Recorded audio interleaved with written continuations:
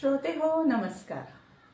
आज आपण श्री समर्थ रामदास स्वामी यांच्या दास पंचायतन याबद्दल संक्षिप्तपणे माहिती घेणार आहोत। म्हणजे जाणून घेऊया की त्यांचं पंचायतन काय आहे ते। म्हणजे कसं बघा, आपला ग्रुप असतो की नाही, म्हणजे समूह, तसा त्यांचाही एक समूह होता। आता हा समूह म्हणजे काय, तर आपण म्हणूया अनुयायी होते किंवा मित्र होते किंवा शिष्य होते, काही असो, पण जे काही 5 जण एकत्र होते ते पंचायतन। त्या अधिकारी जणांचा जो समूह त्याला पंचायतन म्हणतात आणि ते 5 अधिकारी होते।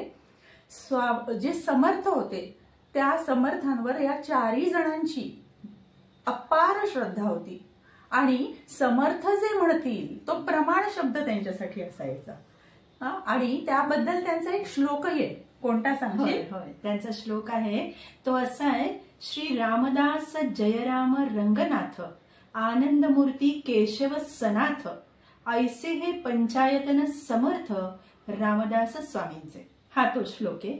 आणि त्यांची सविस्तर नावे अशी आहेत।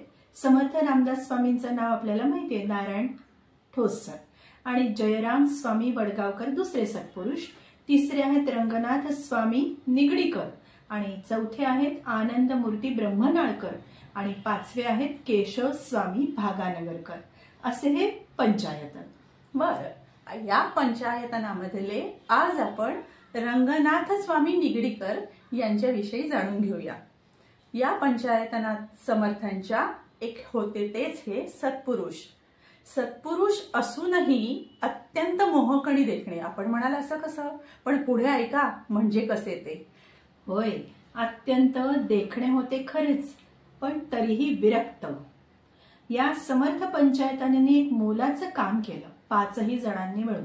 जसं समर्थांनी केलं ना, राष्ट्राची मनं तयार केली, हरिकथा निरूपणाबरोबर राजकारण धर्मस्थापना केली, तशीच कामं या 4ही जणांनी केली। आणि म्हणूनच मी म्हटलं, सत्पुरुष हे देखणे असतातच, त्यांच्या गुणांनी ते मोहक असतात, पण हे दिसायलाही मोहक असायलाही देखणे। अशा या दास पंचायतनामुळे काय झालं, लोकजागृती तर झालीच, पण धर्मजागृती झाली, हो ना? अगदी बरोबर।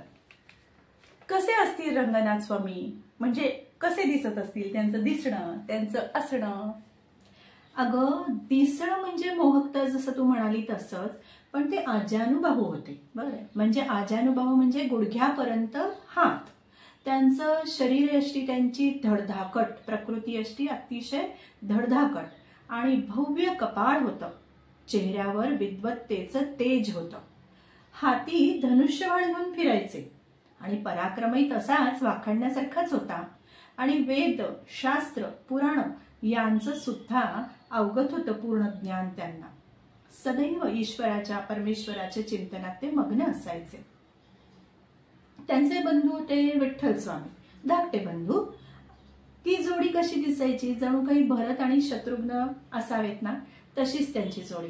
म्हणजे अगदी दोघंही अतिशय शिस्तशीर, आज्ञाधारक, दिसायला सारखे। आणि तेव्हाचा काळ माहितीये ना कसा होता? कलियुगच ते। कलियुगात अधर्माचा सुळसुळाट आजही आपण बघतोच आहे। अधर्माचा सुळसुळाट झाला होता, लोक विषयासक्त बनले होते, वेद श्रवणाकडे कमालीचं दुर्लक्ष झालं होतं त्या काळामध्ये। जप तप ध्यान याकडे तर सर्वांनी पाठच फिरवली होती। थोडक्यात आत्मरंग लोपला होता आणि बेरंग माजला होता। अगदी अगदी अशीच परिस्थिती होती, भयावह परिस्थिती होती। आणि अशा वेळी केवळ समाज पुनरुत्थानाकरता रंगनाथ स्वामींनी निश्चयच केला की मी आजन्म ब्रह्मचारी राहीन। आपल्या मातापित्यांना सांगूनच टाकलं की मला संसाराच्या जाळ्यामध्ये अडकवू नका, मला परमेश्वराचं चिंतन करायचंय, समाज उद्धारण करायचंय। आणि त्याकरता अनुमती दिली, माता पित्यांनी सुद्धा अनुमोदन दिलं। आणि काय माहिती का, एका भल्या पहाटे रंगनाथ स्वामींनी घरादाराचा त्याग केला। निद्रिस्त माता पित्यांना सोडून ते निघाले, नमस्कार केला आणि निघाले, तो थेट वनाचा रस्ता धरला त्यांनी। माता पित्यांनी पाहिलं, उठल्यावर त्यांचा शोध घेतला. खूप शोधल्यानंतर एका ठिकाणी त्यांचे माता पिता आले आणि बघतात तो काय की रंगनाथ स्वामी हिंस्र श्वापदांमध्ये बसले होते. माता आणि पिता घाबरले त्यांचे आणि एकदम धावत त्यांच्याकडे गेले आणि म्हणाले, अरे रंगनाथा, हे काय करतोयस तू? तुला भीती नाही वाटत? चल चल.